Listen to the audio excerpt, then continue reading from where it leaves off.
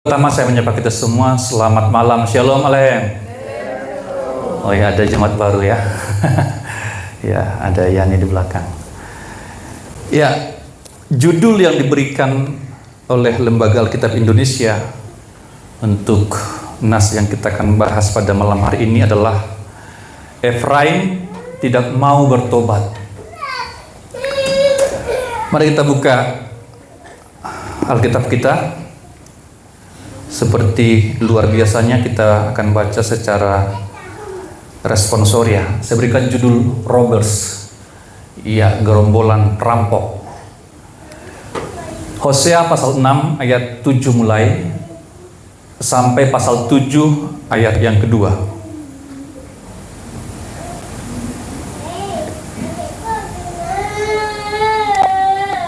Saya akan bacakan terlebih dahulu, saudara menyahut nanti.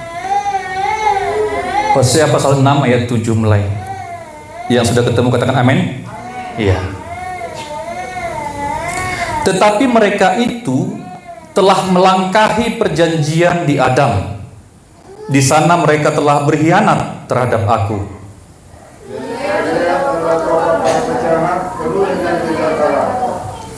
Seperti gerombolan menghadang, demikianlah persekutuan para imam. Mereka membunuh di jalan ke Sikem. Sungguh mereka melakukan perbuatan mesum.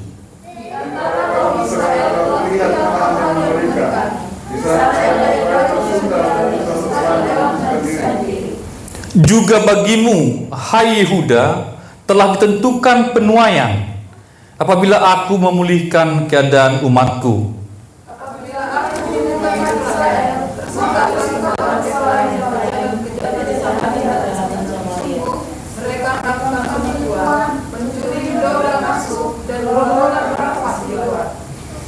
Dan tidak terpikir mereka bahwa aku mengingat segala kejahatan mereka.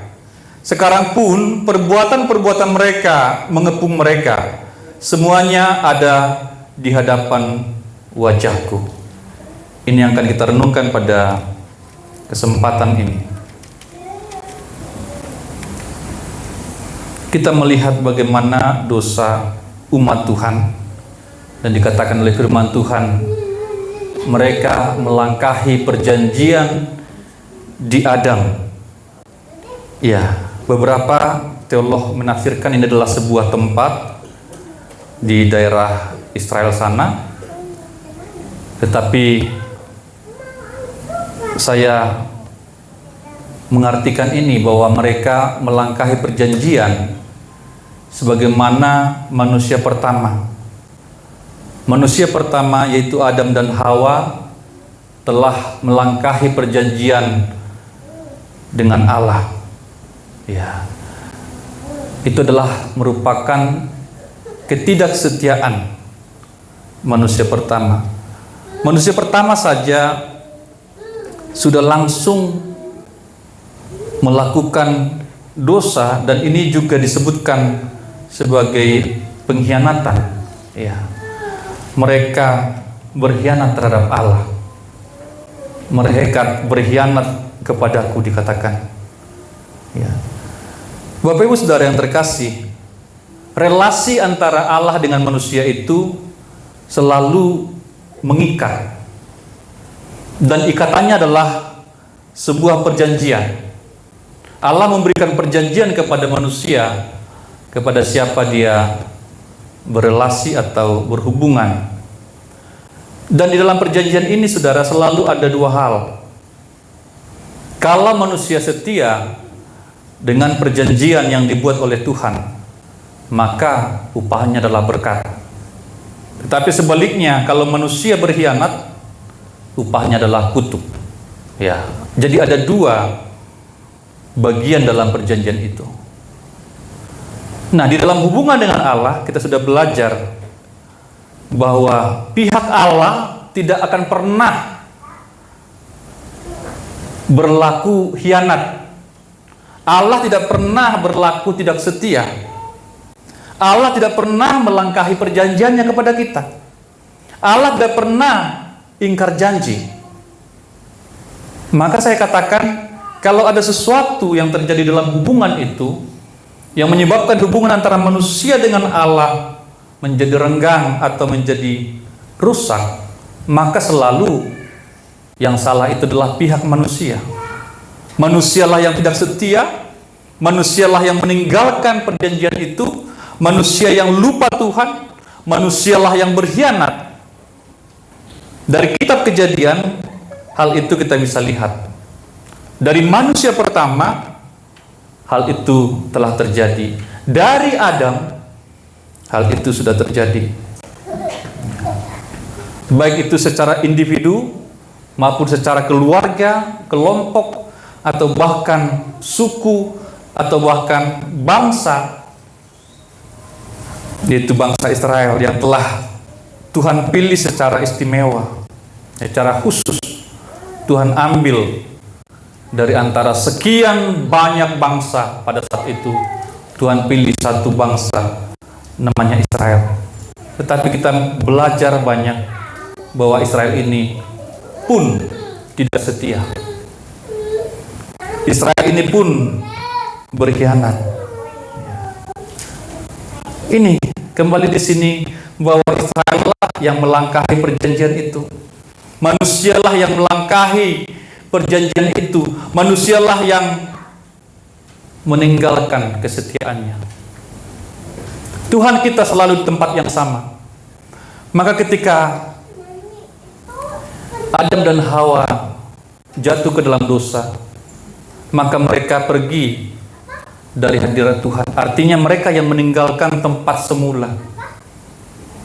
Ada tempat yang biasa mereka tempati, namun pada saat itu ketika mereka telah jatuh ke dalam dosa, mereka meninggalkan tempat itu. Itu sebabnya Allah berseru, "Adam, di manakah engkau? Adam, mengapa engkau tidak lagi berada pada posisi yang semula? Hai manusia, mengapa engkau tidak lagi berada pada tempat yang semula? Mengapa engkau meninggalkan tempat yang Tuhan berikan?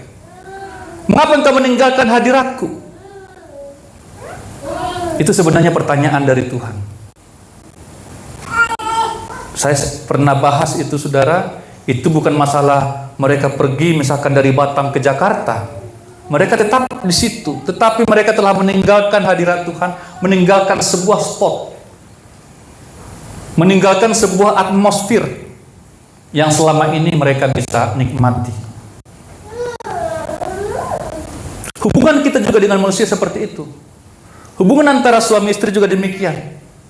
Tidak harus suami itu langsung meninggalkan istri atau istri meninggalkan suami, tetapi ada sesuatu yang telah terjadi dalam keluarga itu yang membuat hubungan itu tidak harmonis lagi. Ada sesuatu antara orang tua dengan anak yang membuat suasana keluarga itu sudah lagi tidak seperti dulu. Nah, itu perlahan-lahan, saudara, yang harus kita jeli, peka, sehingga ketika itu sudah mulai terjadi, ya kita harus kembali. Kita harus kembali sehingga hubungan kita itu kembali romantis dengan Tuhan. Amin.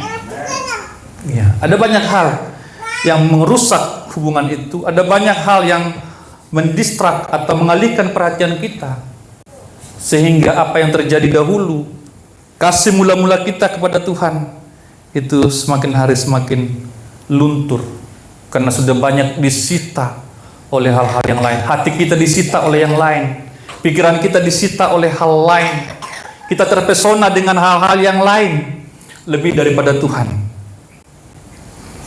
Ya. Dan orang lain mungkin tidak tahu, tetapi diri kita sendiri tahu ada sesuatu yang tidak beres pada kita. Sekali lagi saya akan ulang-ulang ini, tidak pernah ada sesuatu yang tidak beres pada Tuhan. Amin. Ketika hubungan itu berantakan atau rusak atau mulai renggang, kita harus periksa diri kita. Kitalah yang melangkahi perjanjian, kitalah manusia inilah yang berkhianat, manusialah yang meninggalkan Tuhan, manusialah yang tidak lagi berada pada posisi yang Tuhan mau. Ini yang terjadi.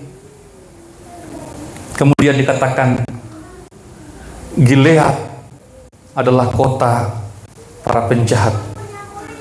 penuh dengan jejak darah. Saudara, saya berikan arti Gilead. Ya. Di Gilead terdapat kota-kota berkubu, kota-kota perlindungan yang ditunjuk oleh Musa sebagai tempat bagi orang yang tidak sengaja melakukan pembunuhan untuk melarikan diri. Ya, jadi ada kota-kota tertentu sebagai tempat perlindungan atau kota perlindungan, sehingga ketika ada seseorang di suku Israel atau dari bangsa Israel membunuh tanpa sengaja, ya, ini perhatikan ya, orang yang tidak sengaja melakukan pembunuhan. Tentu ketika seseorang membunuh, maka tentu saudara-saudaranya akan menuntut. Karena saudara tahu dalam perjanjian lama, mata ganti mata, gigi ganti gigi, nyawa ganti nyawa. Ya, itu adalah hukum dalam perjanjian lama. Jadi kalau ada yang membunuh, maka nyawanya pun harus dihilangkan. Tetapi pada saat itu ada kalanya pembunuhan itu bukan pembunuhan yang disengaja. Ya, tentu berbeda saudara. Pembunuhan sengaja, pembunuhan berencana dengan pembunuhan yang tidak direncanakan. Seperti apa itu contohnya? Ya, ada banyak contoh, tetapi contohnya ya yang disebutkan dalam Alkitab, misalkan orang lagi tebang pohon, ya, tebang pohon, kemudian di sekitar dia ada juga orang yang lain. Di sekitar dia tebang pohon ada orang yang lain yang juga mungkin lagi cari kayu bakar atau tebang pohon yang sama, yang lain di sana. Kemudian ketika katakan si Polan ini tebang pohon, ya. Kemudian mata kampaknya itu terbang lepas dari gagangnya mengenai orang yang tadi. Dan singkat cerita, mata kapak itu melukai atau membunuh orang tersebut. Nah, ini kan bukan sengaja ya, bukan sengaja. Ini adalah musibah. Ini adalah kecelakaan kerja. Nah, orang-orang semacam ini akan lari, saudara, ke kota-kota perlindungan. Nah, ketika dia lari ke kota perlindungan dan berada di kota perlindungan, maka orang penuntut darah, saudara si korban tadi, atau mungkin orang tuanya, atau mungkin keluarganya, ya, yang menghunus pedang untuk membunuh dia, maka dia lari sekencang-kencangnya dan tiba di kota perlindungan. Hukumnya adalah ketika seorang tersebut, pembunuh tersebut tadi ada di kota perlindungan, maka dia tidak bisa dibunuh. Ya, itu kota perlindungan. Jadi intinya adalah kota perlindungan ini adalah bagi orang-orang yang tidak sengaja melakukan pembunuhan. Ini ya, saudara ya. Tetapi pada saat ini Gilead ini sudah menjadi kota para penjahat. Ya, sudah berubah fungsi. Tadi kan bukan penjahat betulan, dia hanya secara tidak sengaja mengakibatkan orang lain terbunuh. Tetapi pada saat ini sudah menjadi kota bagi penjahat. Kota di mana para penjahat bermukim, menjadi markas penjahat, menjadi markas geng-geng yang jahat. Ya, berubah fungsi. Gilead ini menjadi kota penjahat. Seram ya, kota penjahat ya. Di Batam juga ada saudara, ya, kota tempat katanya tempat narkoba, dan ke sana nggak boleh sembarangan, ya semacam itu. Jadi kota atau tempat permukiman para penjahat, ya. Dan di sana dikatakan, ya, penuh dengan jejak darah. Penuh dengan jejak darah. Bayangkan ya, kota itu banyak darah berceceran di situ. Kota jejak darah. Ya. Sekarang Gilead ini sudah dijadikan sebagai markas oleh para penjahat, oleh para pembunuh, oleh orang-orang keji, para pendosa. Disalahgunakan. Sebenarnya kota ini pada awalnya adalah sebuah anugerah, kemurahan bagi orang-orang yang memang tidak sengaja melakukan sebuah pembunuhan atau mengakibatkan satu nyawa hilang. Ya, pada awalnya seperti itu. Bagus sekali, baik sekali tujuannya. Tetapi sekarang sudah dimanfaatkan oleh para penjahat. Karena kalau mereka di sana, amanlah mereka, aman melakukan kejahatan. Setiap kali ada kejahatan, mereka lari ke sana. Setiap kali mereka membunuh, mereka lari di sana, supaya mereka tidak lagi dikejar. Ini perubahan-perubahan, saudara, yang sering terjadi.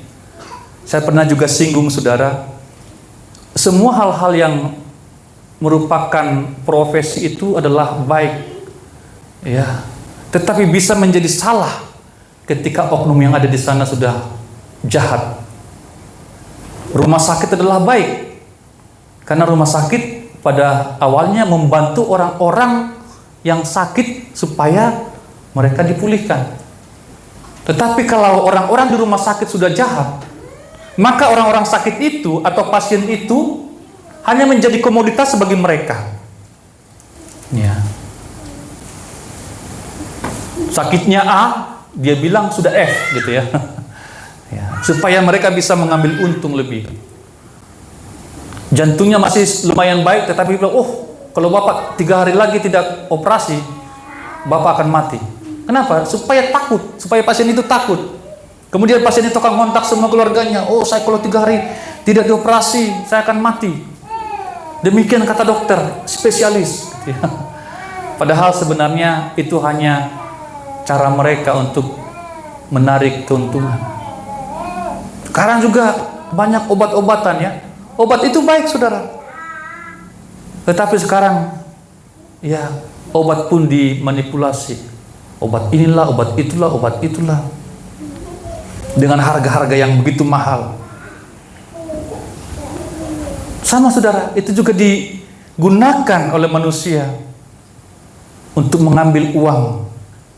Apalagi targetnya itu orang sakit. Oh, ibu nanti akan kesumbat di sini, kesumbat di sana. Makanlah obat ini. Semua akan plong, gitu ya. Ini untuk obat 1, obat 2, obat 3. Ya, macam-macam obat. Total berapa? Cuma 5 juta. Gitu ya. 5 juta masuk ke kantong. Ya. BBM subsidi. Benar ya? BBM subsidi itu baik untuk orang-orang yang kurang mampu. Tetapi faktanya apa? Justru BBM subsidi itu dipakai oleh orang-orang kaya. Ya. Jadi saudara, di dalam dunia ini hampir semua yang baik itu bisa dimanipulasi, dirombak. Ya. Untuk kepentingan orang-orang yang jahat itu. BBM subsidi sudah ada di saat, contohnya gas, saudara, ya, gas 3 kilo. Kan di sana ada tulisannya hanya untuk orang miskin, ada ya? Saudara baca itu? Tetapi apa yang terjadi? Semua pakai itu kok, mau kaya mau apa ya, semua pakai itu ya.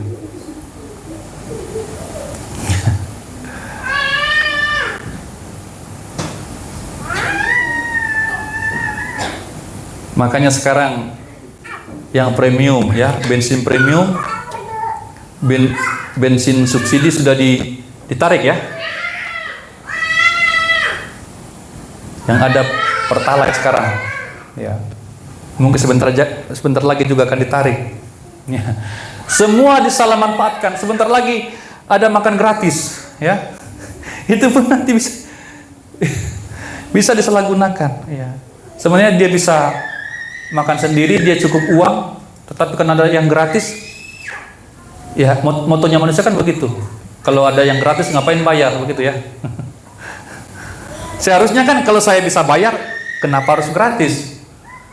Ya, tetapi itulah manusia, saudara. Selalu mencari yang murah, yang mudah, yang menguntungkan. Yang untuk hal-hal seperti itu tidak ada yang cukup. Untuk uang itu tidak ada yang cukup, ya. Sudah kaya pun tetap kurang juga. sehingga tidak pernah ada kepikiran untuk berbagi. Ini yang terjadi di sini, saudara. Kota ini adalah kota yang baik untuk perlindungan, tetapi sekarang sudah menjadi markas setan, ya, menjadi markas sibolis, markas penjahat, markas pembunuh. Mereka base camp di sana. Ya, jadi rusak Gilead ini. Itulah saking berdosanya umat itu, saudara. Bahkan ayat 9, coba Desi. Ya, bukan hanya warga biasa, saudara, tetapi di sini sudah masuk pada kalangan imam, ya. Kejahatan itu sudah masuk pada kalangan imam. Coba Desi. Demikian firman Tuhan, seperti gerombolan yang mengadang orang, demikianlah persekutuan para imam. Wah, terus Mereka membunuh di jalan ke Sikem, sungguh mereka berbuat aib. ini imam, saudara, ya. Ya, imam itu dikatakan seperti gerombolan robbers, itu perampok, saudara, ya. Kalau saudara suka nonton film-film dulu, film-film koboi-koboi, ya, itulah ini, perampok. Ya. Nah, saudara lihat foto itu, ya, pembawa dolar. Mereka merampok di bank, mereka konspirasi, ya, kamu ini, kamu tugasmu ini, tugasmu ini. Mereka rencanakan semua sampai mereka bisa membobol bank, bisa merampok hasil tani, bisa merampok ternak orang, ya. Robbers, ini gerombolan, ini adalah satu geng, ya, tetapi geng kejahatan. Bayangkan persekutuan para imam sudah menjadi geng, sudah menjadi gerombolan perampok. Ini, waduh, imam yang seharusnya adalah pilar pengajar kebenaran, pengajar bangsa, rohaniwan, di mana seharusnya orang meminta tuntunan rohani, tuntunan moral, tuntunan etika. Tetapi imam pun sudah lagi melanggar, sudah tidak lagi memiliki etika, sudah tidak lagi benar, ya. Mereka menjadi gerombolan perampok, mereka membunuh, dan mereka melakukan perbuatan mesum. Mesum ini mengarah pada hal-hal yang seksual. Wah, ini saudara kondisinya. Bukan hanya rakyat jelata yang rusak, tetapi imam pun yang merupakan garda terakhir untuk menjaga moralitas bangsa pun sudah rusak. Ini saudara sedang jemaat, doakan kami, doakan hamba-hamba Tuhan supaya jangan sampai rusak. Amin. Ya, kalau sampai hamba Tuhan rusak, siapa lagi, ya, yang diharapkan? Kalau sampai pendeta rusak, kalau sampai gembala rusak, apalagi yang diharapkan?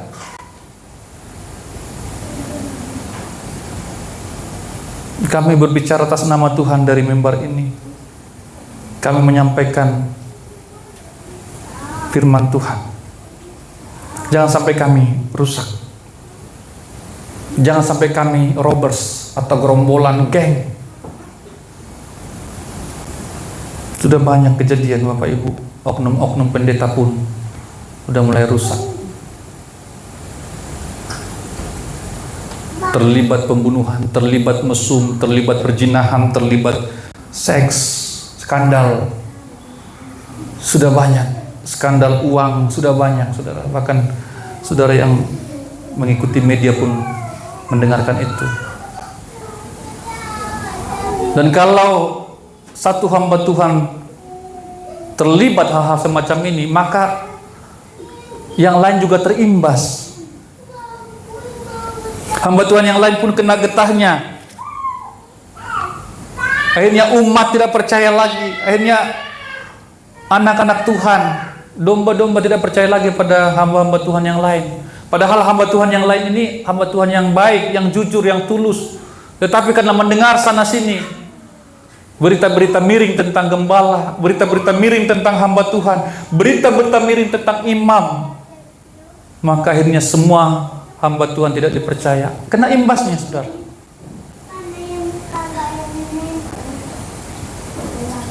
Makanya kami juga harus waspada supaya jangan persekutuan para imam, persekutuan kami para pendeta merencanakan pembunuhan. Mungkin tidak membunuh secara fisik, saudara, tetapi kalau hamba-hamba Tuhan berkumpul, berbicara, konspirasi untuk membunuh, contohnya membunuh pelayanan orang lain, menghentikan pelayanan orang lain, itu pun adalah pembunuhan. Ya. Bagaimana supaya gereja si A tidak maju? Bagaimana supaya gereja si B hancur? Nah, itu pun adalah konspirasi, gerombolan. Ini terjadi, saudara. Ini terjadi.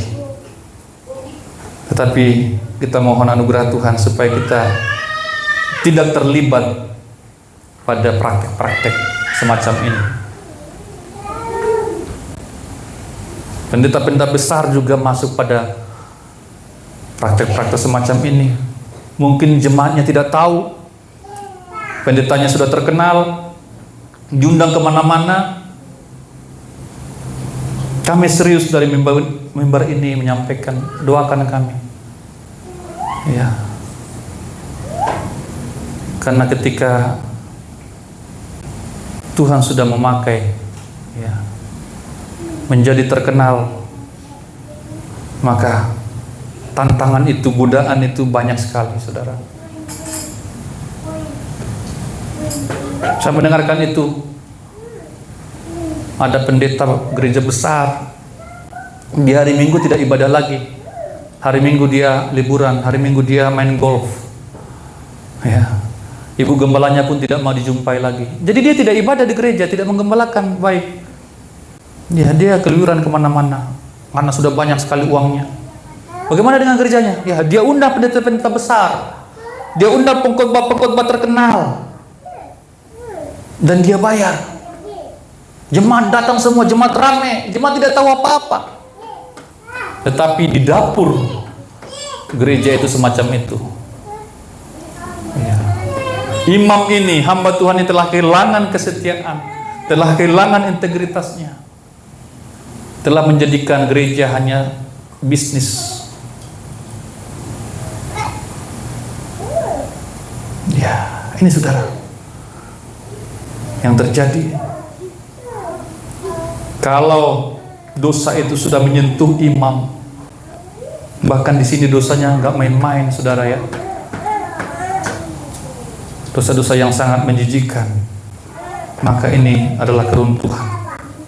Tanda-tanda keruntuhan bangsa sudah dekat. Ayat 10, Desi.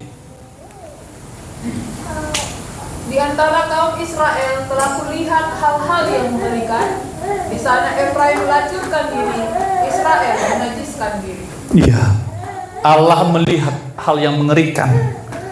Ya. Kalau sesuatu itu mengerikan bagi Allah, betapa mengerikannya itu. Ya. Kalau Allah sendiri sudah terheran-heran dengan perilaku ini, ya, betapa itu luar biasa. Ya. Dikatakan Allah melihat yang mengerikan. Efraim bersundal dan Israel menajiskan diri. Jadi dosa itu sudah membuat Allah heran, sudah membuat Allah merasa ngeri, mengerikan, menjijikkan. Jadi sudah berada dalam klimaksnya, saudara. Baik secara jasmani maupun rohani, mereka sudah jatuh ke dalam dosa itu.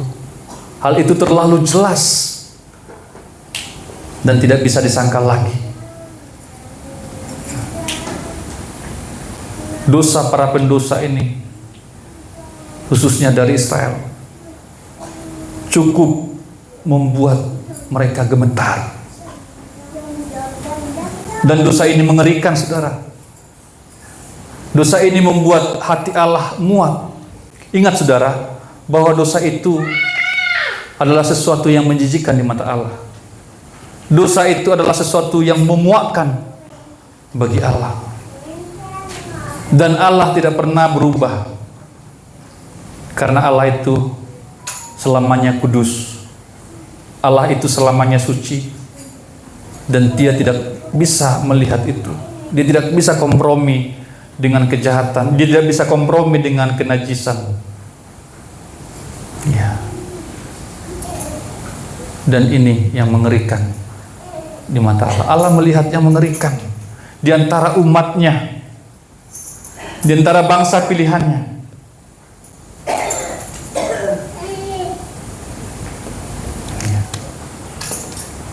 Ini seharusnya kita camkan, saudara.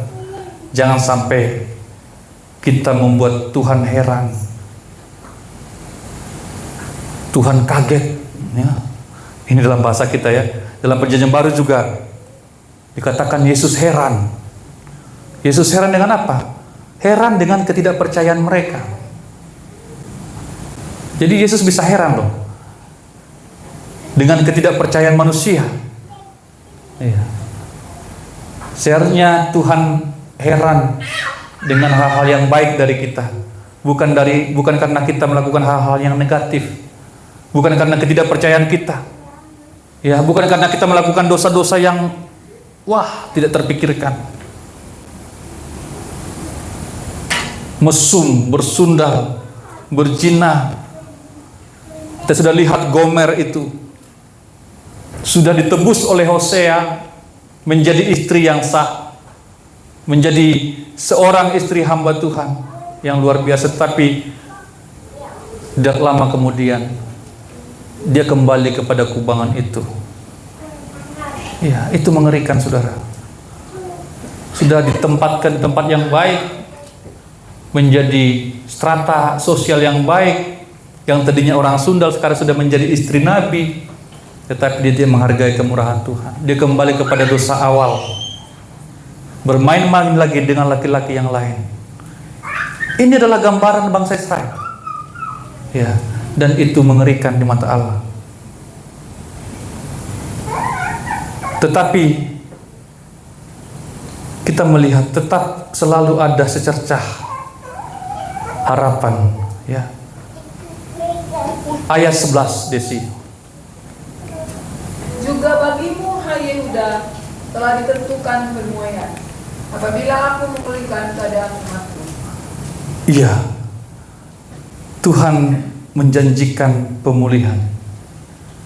Pemulihan adalah awal dari penuaian. Kita baca bersama-sama yang biru, 1, 2, 3. Iya, pemulihan adalah awal dari penuaian.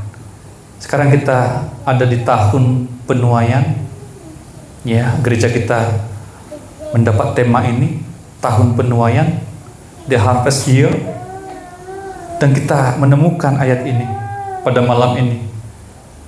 Ternyata ini adalah ketetapan Tuhan, ini adalah janji Tuhan.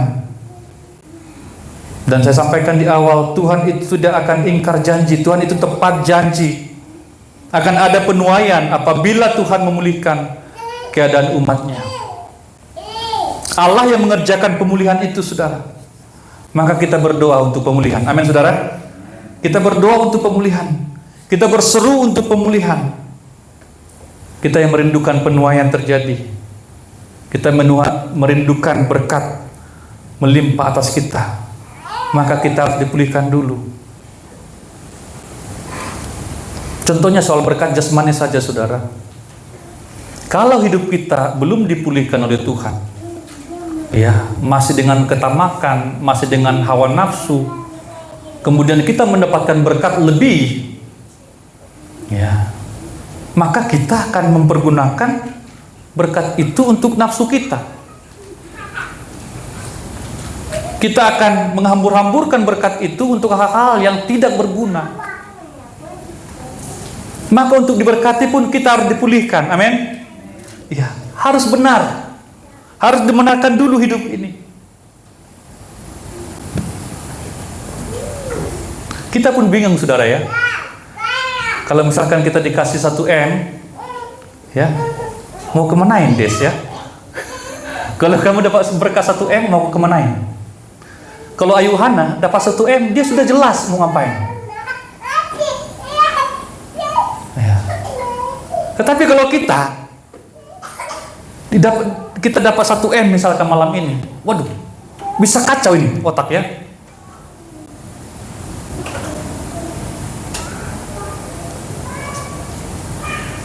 Makanya saudara, siapkan dirimu untuk berkat yang lebih. Amin. Artinya, kalau Tuhan berikan lebih, melimpah, jangan sampai kita salah. Kita sesat karena berkat itu. Akhirnya berkat itu membawa kita kepada kutuk, kepada kebinasaan.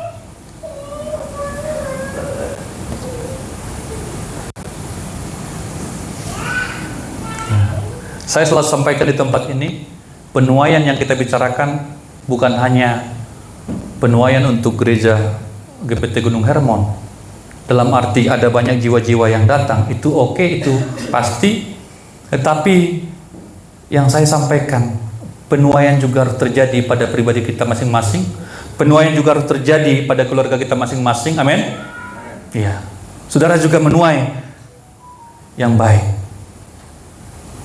Tetapi ingat ini, perlu pemulihan, perlu pemberesan dalam diri kita.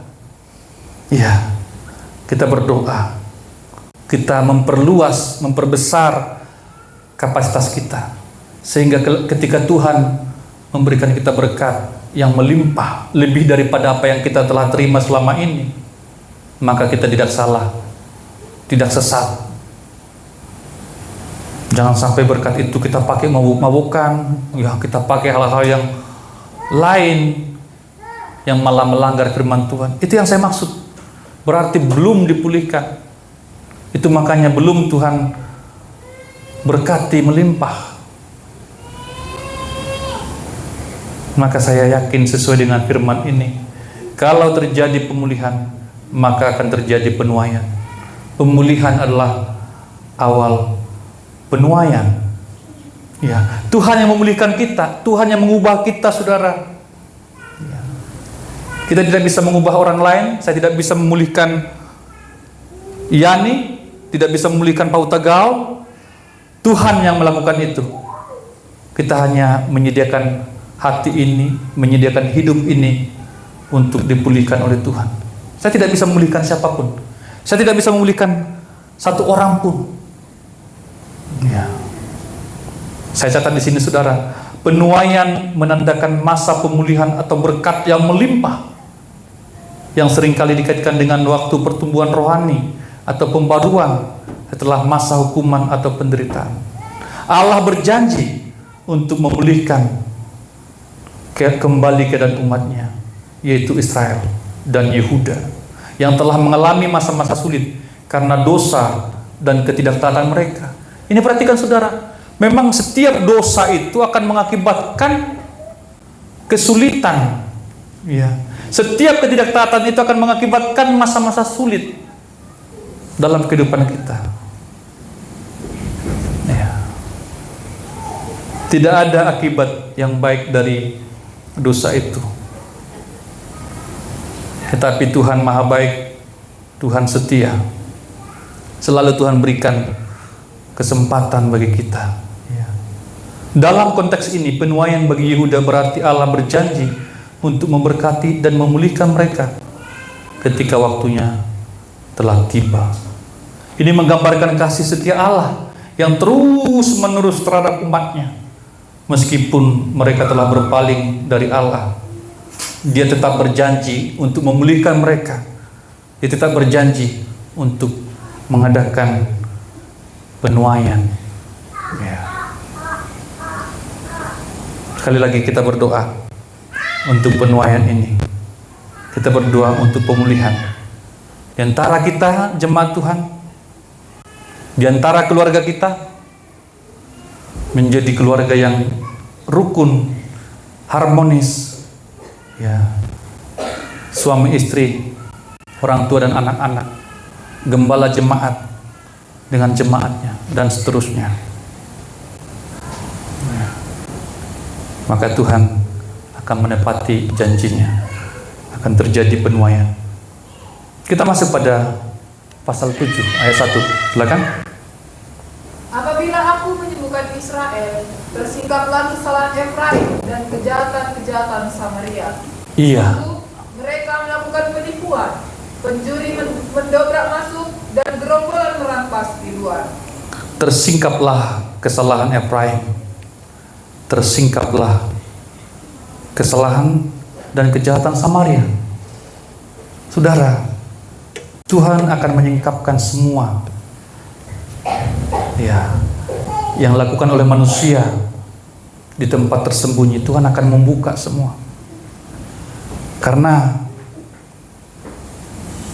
beberapa hamba Tuhan juga mengutip hal ini, mengatakan bahwa keterbukaan merupakan awal dari pemulihan.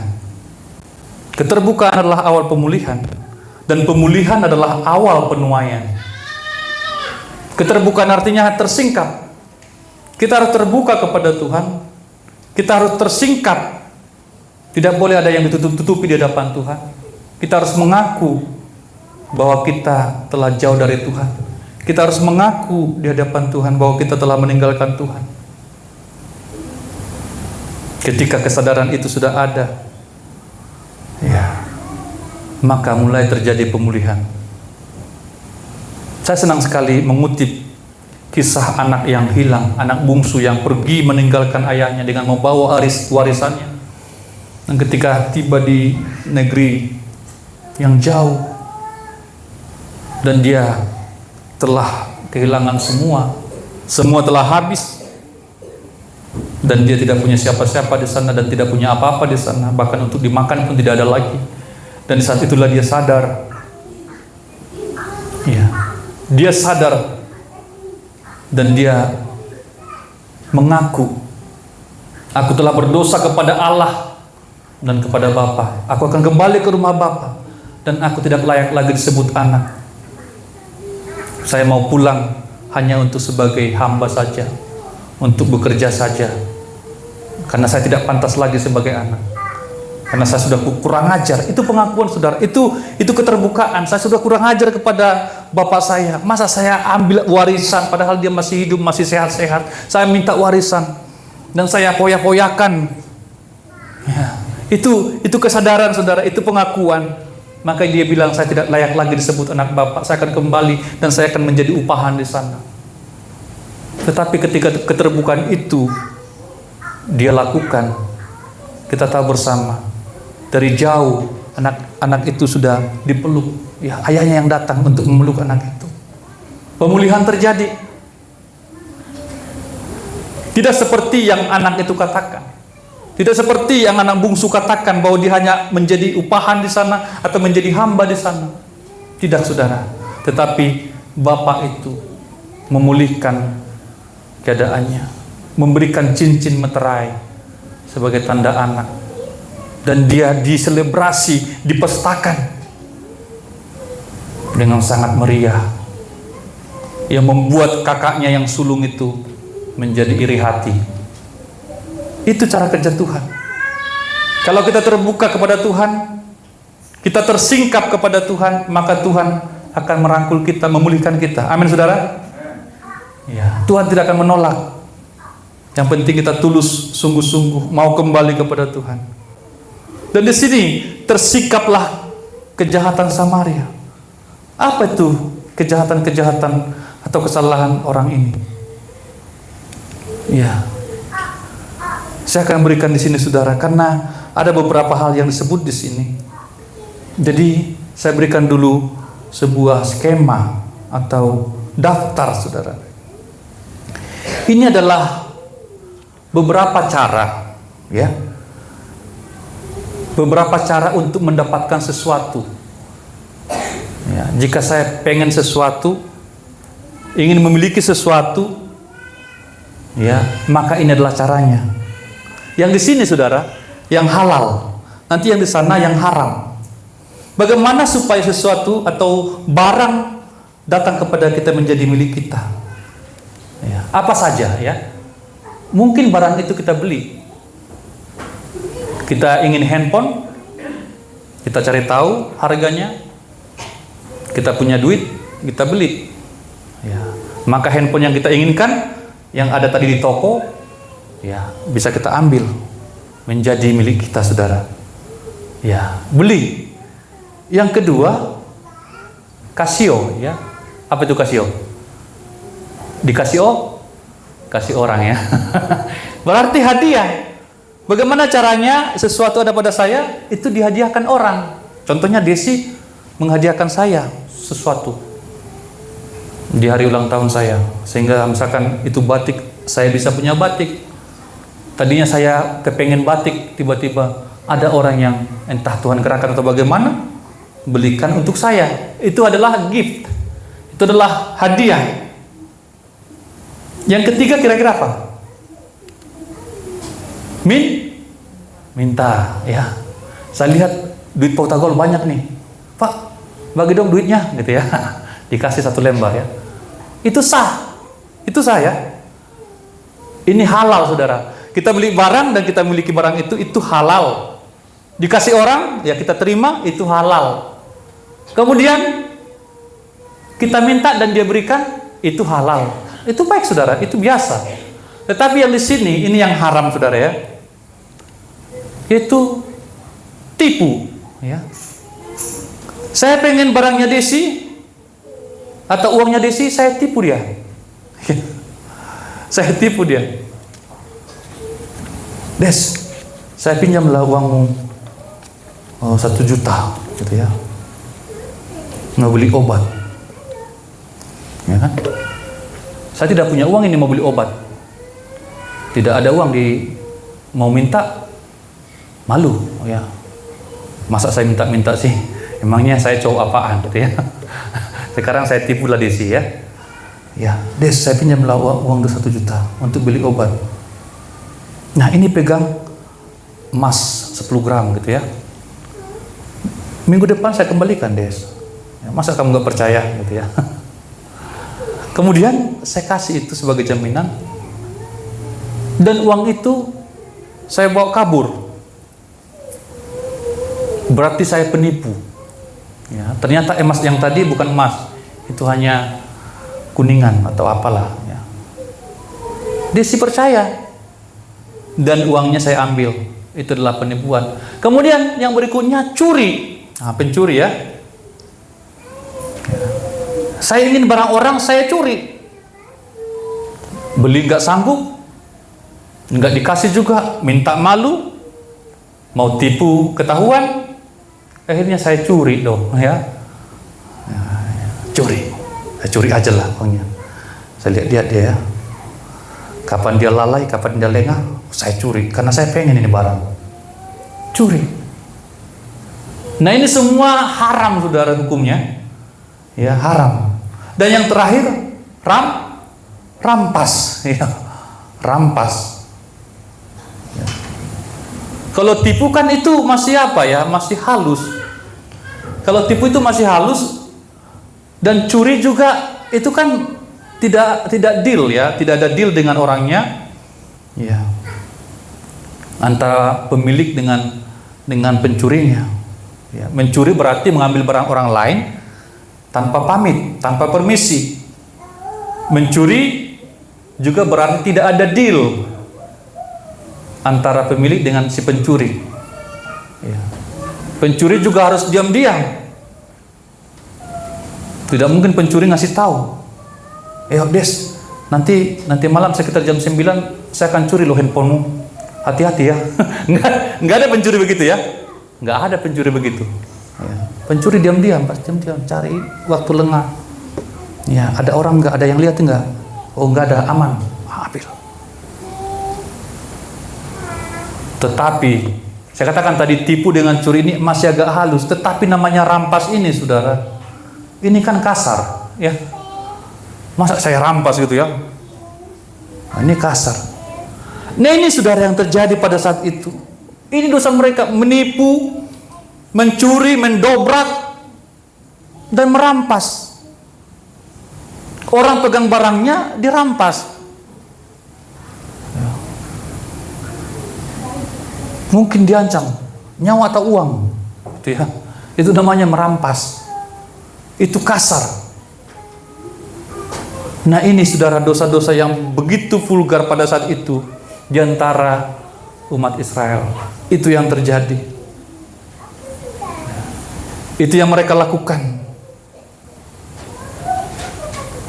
begitu vulgar. Ini yang akan Tuhan singkapkan. Sebab mereka melakukan penipuan,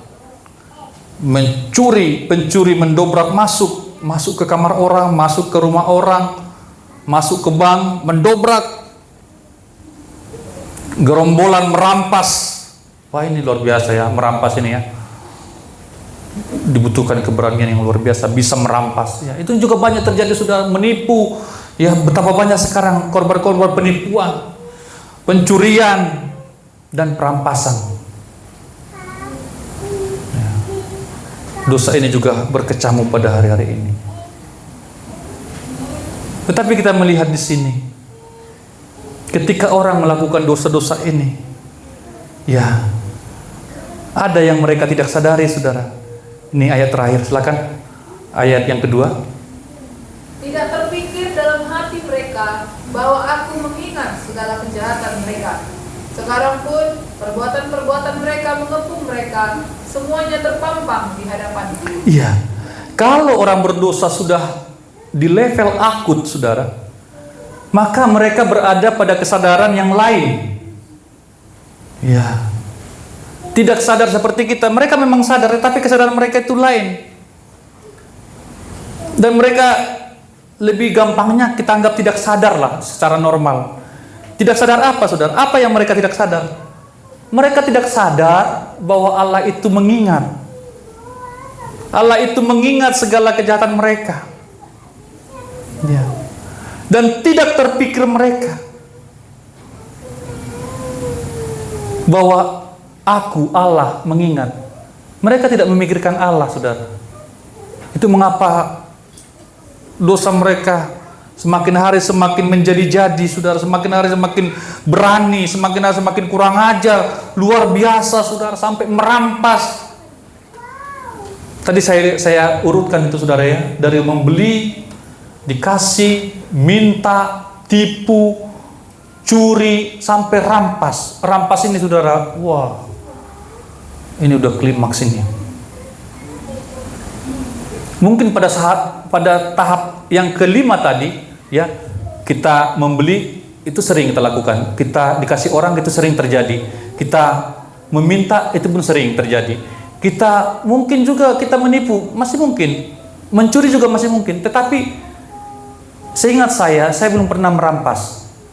Siapa yang pernah merampas di sini? Merampas. Siapa pernah merampas? Merampas barang orang. Ya, nggak pernah ya.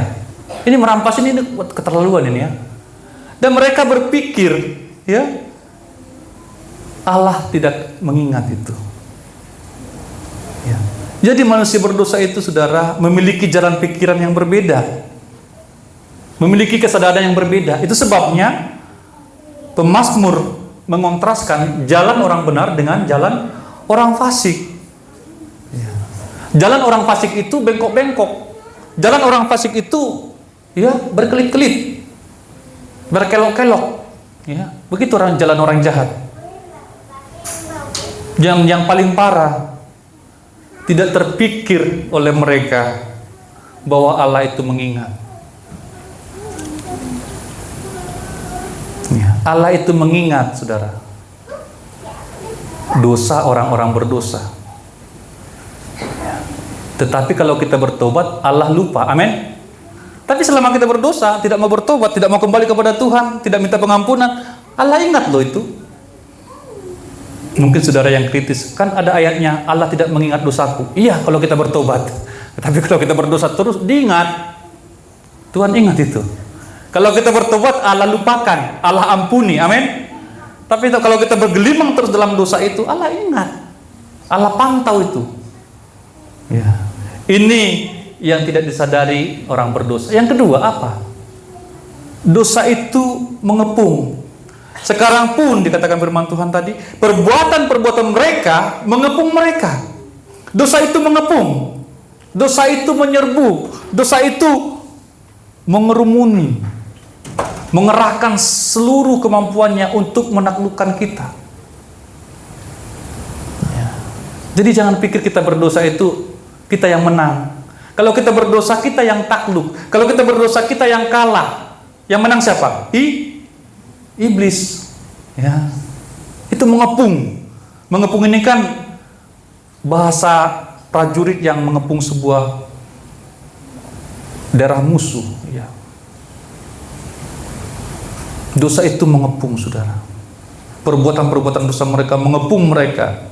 Dan kalau jatuh ke dalam dosa yang mengepung ini, kita pasti ditaklukkan, saudara. Ya, kita pasti diikat, kita pasti diseret. Dan tidak mudah untuk lepas dari dosa itu.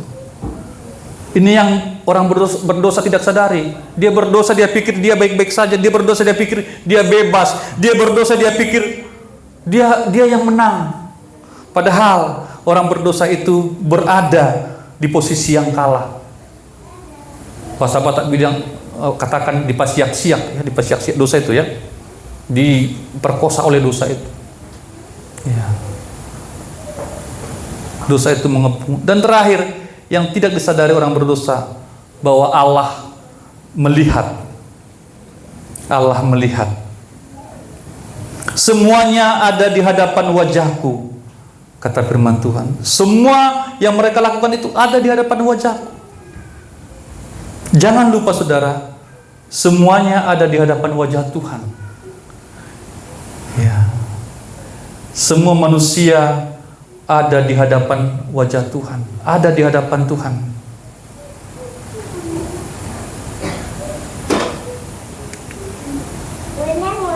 Pada pertemuan yang lampau saya bicara, memberikan sebuah ilustrasi. Ada satu karakter namanya Sisyphus, ya. Sisyphus ini mungkin saudara udah lupa ya, dalam mitologi Yunani.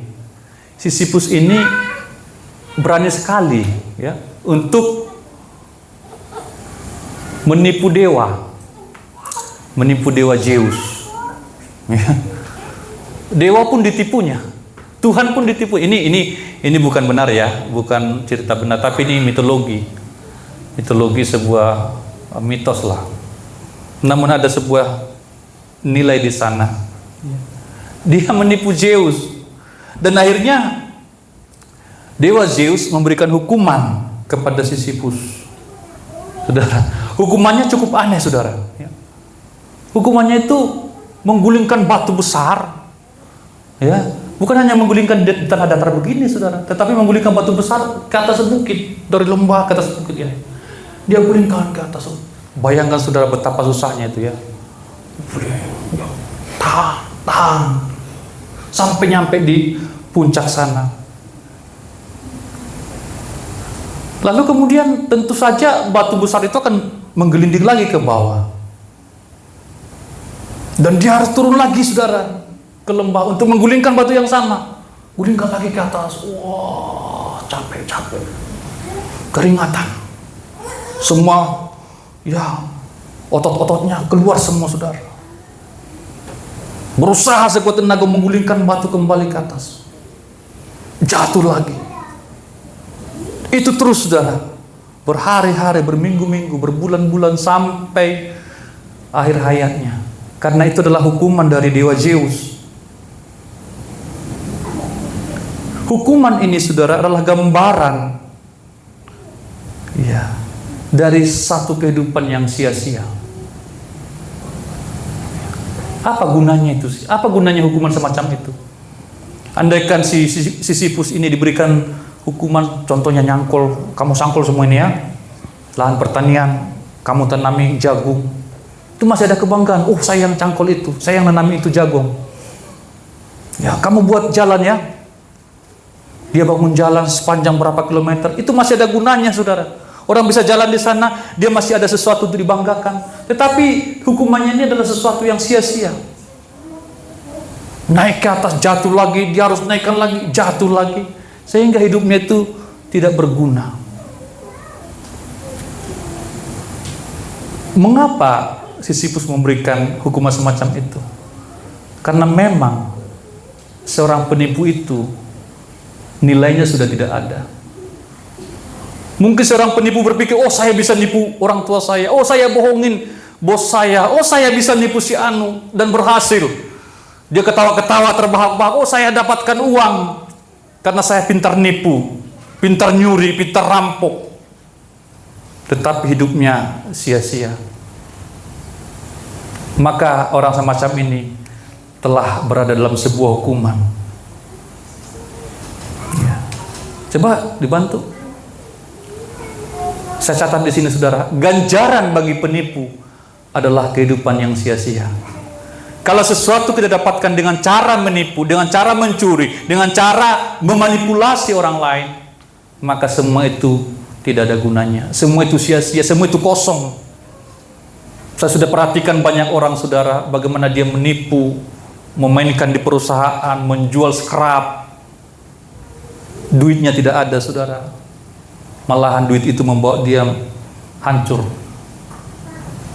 Ini ganjaran bagi penipu. Kehidupan yang sia-sia. Dia tertawa-tertawa tetapi semua itu kosong saudara. Itu Sisifus. Ingat saudara bahwa hidup kita ini ada di hadapan Tuhan. Kita ada di wajah Tuhan. Kita yang belajar untuk hidup di dalam kasih karunia Tuhan. Ingat bahwa kita hidup di hadapan Tuhan. Kita telanjang di mata Tuhan. Tidak ada yang tersembunyi di mata Tuhan. Kita ada selalu di hadapan Dia. Maka kita akhiri di sini saudara.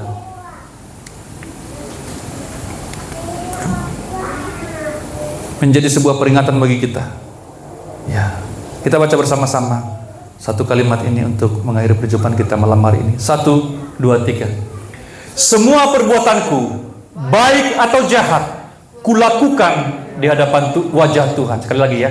1, 2, 3. Semua perbuatanku, baik atau jahat, kulakukan di hadapan wajah Tuhan. Ya, jadi ketika kita melakukan yang baik, kita ada di hadapan wajah Tuhan. Ketika kita melakukan yang jahat pun demikian. Maka kita tidak bisa bersembunyi. Dan Tuhan akan mengganjar kita sesuai dengan perbuatan kita. Amin. Kita berdoa. Terima kasih Bapak buat firman Tuhan pada saat ini. Tolong kami Tuhan supaya jangan menjadi